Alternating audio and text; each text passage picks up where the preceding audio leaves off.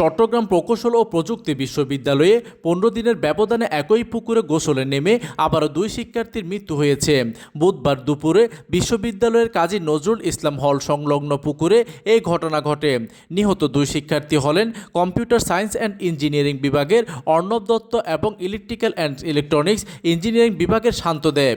তাদের দুজনের গ্রামের বাড়ি মৌলভীবাজারে। চুয়েটের ছাত্র কল্যাণ পরিচালক অধ্যাপক সাইফুল ইসলাম গণমাধ্যমকে জানান, বুধবার দুপুরে 2 শিক্ষার্থী পুকুরে গোসল করতে নামেন। পরে তারা পানিতে ডুবে গেলে উদ্ধার করে চট্টগ্রামের এভারকেয়ার হাসপাতালে নেওয়া হয়। সেখানে চিকিৎসক তাদের মৃত ঘোষণা করেন। এর আগে গত 28শে জুলাই সন্ধ্যায় একই পুকুরে গোসল করতে নেমে অর্ণব সাহা নামে যন্ত্রকৌশল বিভাগের এক শিক্ষার্থীর মৃত্যু হয়েছিল।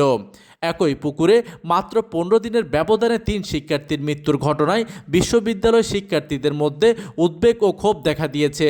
পুকুরটির নিরাপত্তা ব্যবস্থা ও গোসলের ক্ষেত্রে প্রয়োজনীয় সতর্কতা নিশ্চিত করার দাবি জানিয়েছেন শিক্ষার্থীরা। প্রতিনিধির তথ্য ও পাঠানো চিত্রে ডেস্ক নিউজ, দিগন্তের বার্তা 24, চট্টগ্রাম।